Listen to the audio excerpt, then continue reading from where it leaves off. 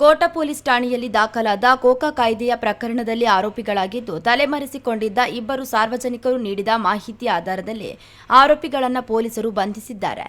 Chetan alias Chethu Padil ಹಾಗೂ Manoj Kulal alias Manoj Kodikere ಎಂಬಿಬ್ಬರು ಆರೋಪಿಗಳ ಬಗ್ಗೆ ಮಾಹಿತಿ ನೀಡುವಂತೆ ಸಾರ್ವಜನಿಕರಲ್ಲಿ ಕೋರಿಕೊಂಡು ಸಾರ್ವಜನಿಕ ಪ್ರಕಟಣೆಯನ್ನು ನೀಡಿದ್ದು, ಮಾಹಿತಿ ನೀಡಿದ್ದ ಬಾತ್ಮೀದಾರರಿಗೆ 50,000 ರೂಪಾಯಿ ನಗದು ಬಹುಮಾನವನ್ನು ಘೋಷಿಸಲಾಗಿತ್ತು. ಈ ಹಿನ್ನೆಲೆಯಲ್ಲಿ ಆರೋಪಿಗಳ ಕುರಿತು ಸಾರ್ವಜನಿಕರು ನೀಡಿದ ಮಾಹಿತಿಯ ಮೇರೆಗೆ ಚೇತು ಪಡೀಲ್ನನ್ನ ಏಪ್ರಿಲ್ 30ರಂದು ಹಾಗೂ ಮನೋಜ್ ಕುಲಾಲ್ನನ್ನ ಜೂನ್ 11ರಂದು ಬಂಧಿಸಲಾಗಿತ್ತು ಎಂದು ಪೊಲೀಸರು ತಿಳಿಸಿದ್ದಾರೆ.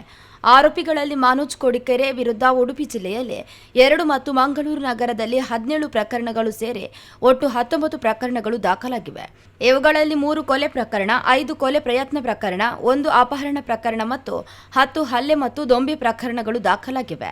ಆರೋಪಿ ಚೇತನ್ ವಿರುದ್ಧ ಉಡುಪಿ 2 ಮತ್ತು ದಕ್ಷಿಣ ಕನ್ನಡ 2 ಮತ್ತು ಮಂಗಳೂರು ನಗರ 9 ಪ್ರಕರಣಗಳು ಸೇರಿದಂತೆ ಒಟ್ಟು 13 ಪ್ರಕರಣಗಳು ದಾಖಲಾಗಿದ್ದು, 2 ಕೊಲೆ, 2 ಕೊಲೆ ಪ್ರಯತ್ನ ಪ್ರಕರಣ, 1 ಅಪಹರಣ ಪ್ರಕರಣ, 2 ಮಾದಕ ದ್ರವ್ಯ ಸೇವನೆ ಮತ್ತು 6 ಹಲ್ಲೆ ಮತ್ತು ದೊಂಬಿ ಪ್ರಕರಣಗಳು ದಾಖಲಾಗಿವೆ ಎಂದು ಪೊಲೀಸರು ತಿಳಿಸಿದ್ದಾರೆ.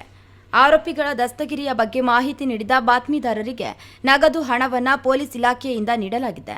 ಸಮಾಜದಲ್ಲಿ ನಡೆಯುವ ಅಪರಾಧಗಳನ್ನು ತಡೆಗಟ್ಟುವ ಮತ್ತು ಪತ್ತೆ ಹಚ್ಚುವ ನಿಟ್ಟಿನಲ್ಲಿ ಇದೇ ರೀತಿ ಮುಂದಕ್ಕೂ ಸಹ ಸಾರ್ವಜನಿಕರು ಪೊಲೀಸ್ ಇಲಾಖೆಗೆ ಮಾಹಿತಿ ನೀಡುವಂತೆ ವಿನಂತಿಸಲಾಗಿದೆ.